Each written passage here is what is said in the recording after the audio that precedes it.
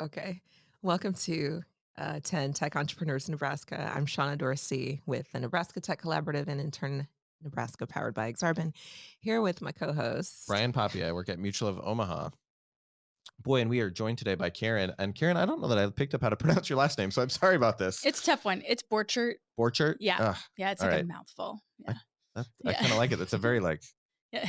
like you're going to get something done with a last name like Borchert. That's right. That's right. Yeah. That's what we're here for. Karen, nice to meet you. Nice to meet you too. Thanks for having me. We're so glad you're here.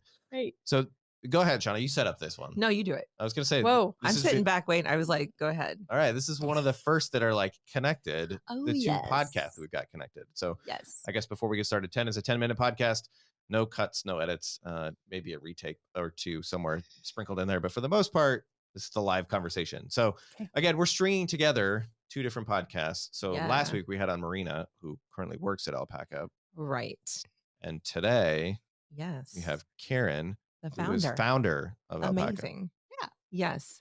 I'm so glad you got to talk to Marina. She's the life of the whole place. She is a very energetic, high, good energy person. Oh yeah. You know? She's magic. Yeah, she is. Yeah. Not to continue to talk about her while she's not here, but she did have a super interesting story about how she eventually got the job.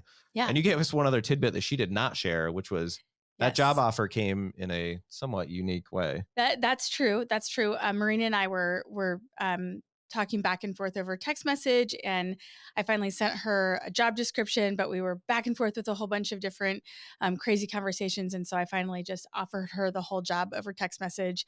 She accepted over text message, and she showed up the next week. And so she got there. So it's the only time I've ever offered a job over text. But it worked. Yeah, that worked out great. Yeah. That is fantastic.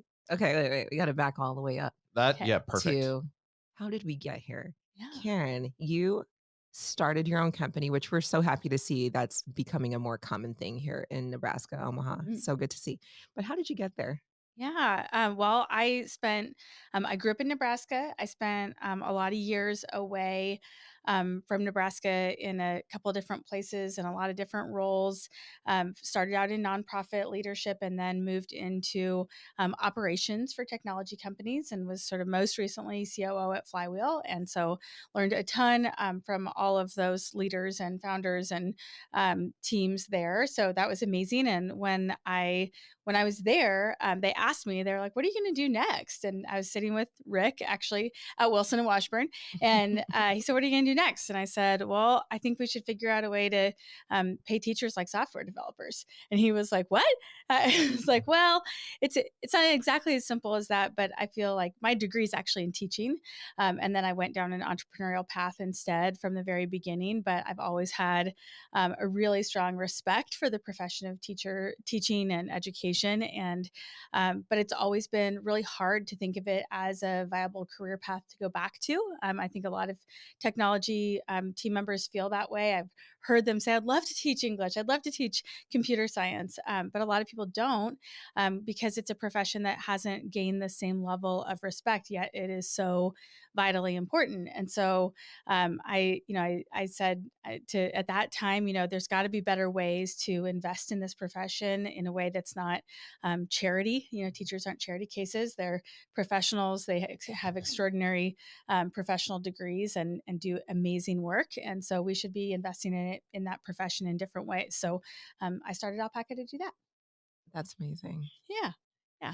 So I guess I just want to say I love that we got an exit in Omaha, and it has spurned multiple new businesses. Yeah, yes, so you're not the first Flywheeler to come through here and say, I was at Flywheel and now I'm doing this thing. Yeah. I love that so much. I do too. We need more of that in Nebraska. Yes. Yeah.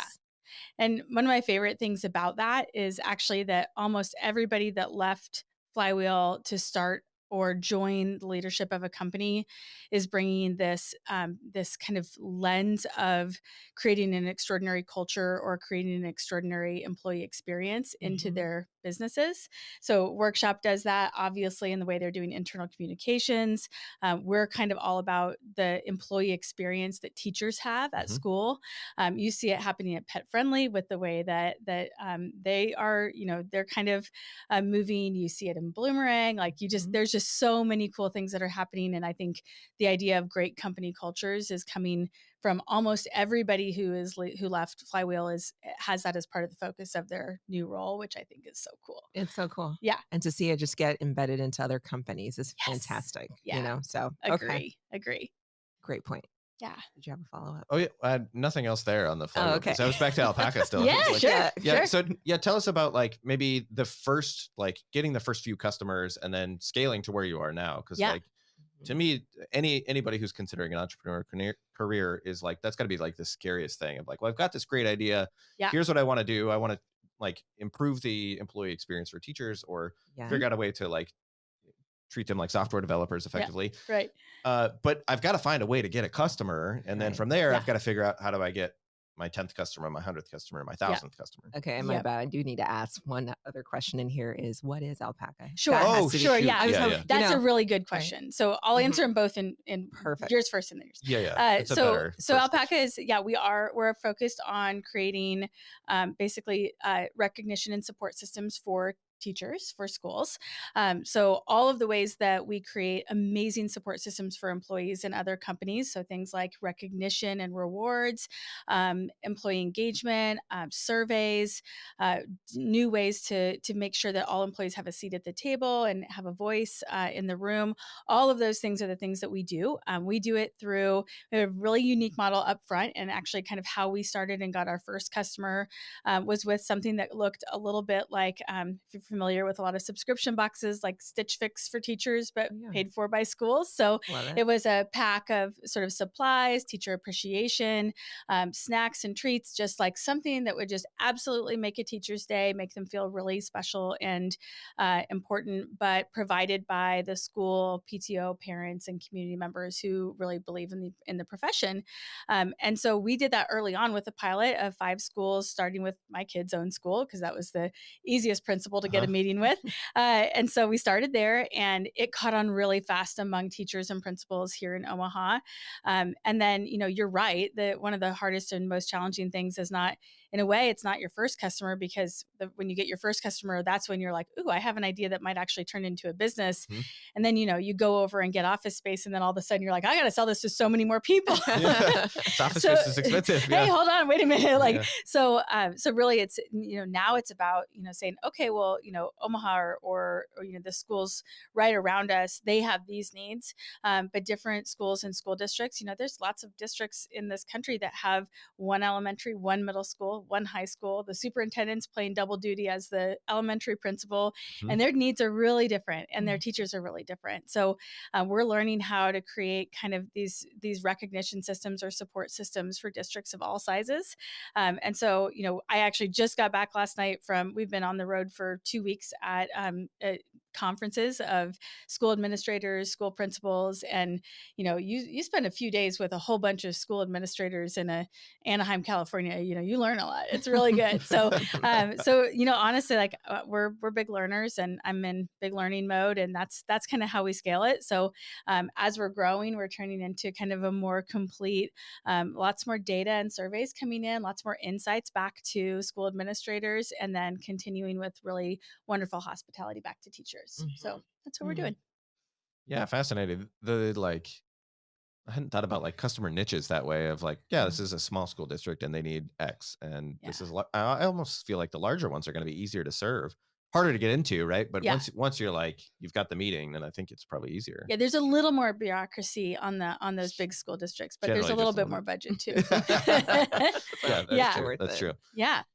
That is awesome. So how long have you been at this now?